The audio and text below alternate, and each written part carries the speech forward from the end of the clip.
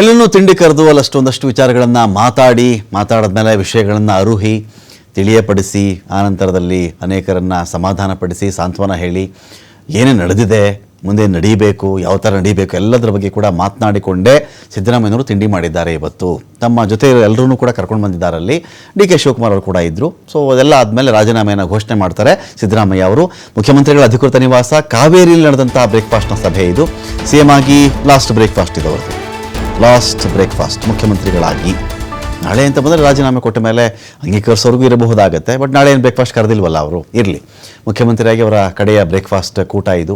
ಉಪಹಾರ ಕೂಟವನ್ನು ಏರ್ಪಡಿಸಿದ್ದು ಸಿದ್ದರಾಮಯ್ಯ ಅವರು. ಎಲ್ಲರನ್ನೂ ಕೂಡ ಕರೆದಿದ್ದರಲ್ಲಿ ಸಭೆಯಲ್ಲಿ ಸಿದ್ದರಾಮಯ್ಯ ಅವರ ಕಾಲಿಗೆ ಬಿದ್ದು ಬಿಡ್ತಾರೆ ಡಿ ಕೆ ಶಿವಕುಮಾರ್ ಅವರು. ಹಿರಿಯರಿದ್ದೀರಿ, ನಿಮ್ಮ ಆಶೀರ್ವಾದ ನನಗಿರಲಿ, ತೊಂದರೆ ನನಗೇನು ಮಾಡೋಕ್ಕೆ ಹೋಗಬಾರ್ದು ಯಾರು ಕೂಡ, ನಿಮ್ಮ ಮಾರ್ಗದರ್ಶನ ಆಶೀರ್ವಾದ ಎಲ್ಲವೂ ಇರಬೇಕು ಅಂಥೇಳಿ ಸೊ ಕಾಲಿಗೆ ಬಿದ್ದು ಆಶೀರ್ವಾದ ಪಡ್ಕೊಂಡಿದ್ದಾರೆ ಡಿ ಕೆ ಶಿವಕುಮಾರ್ ಅವರು. ನಮ್ರತೆಯಿಂದ ಸೌಜನ್ಯದಿಂದ ಅವರು ಕಾಲಿಗೆ ಬಿದ್ದಿದ್ದಾರೆ. ಅಲ್ಲಿ ಡಿ ಕೆ ಶಿವಕುಮಾರ್ ಅವರ ಬೆನ್ನು ತಟ್ಟಿ ಪ್ರೋತ್ಸಾಹದ ಮಾತಾಡಿದ್ದಾರೆ ಸಿದ್ದರಾಮಯ್ಯ ಅವರು. ಸಿ ಎಂ ಸಿದ್ದರಾಮಯ್ಯ ಅವರನ್ನ ತಬ್ಬಿಕೊಂಡು ಕಣ್ಣೀರು ಹಾಕ್ತಾರೆ ಡಿ ಕೆ ಶಿವಕುಮಾರ್ ಅವರು. ನಿಮ್ಮ ಆಶೀರ್ವಾದ ಬೇಕು ಅಂಥೇಳಿ ಡಿ ಕೆ ಶಿವಕುಮಾರ್ ಕೇಳಿಕೊಂಡಿದ್ದಾರೆ.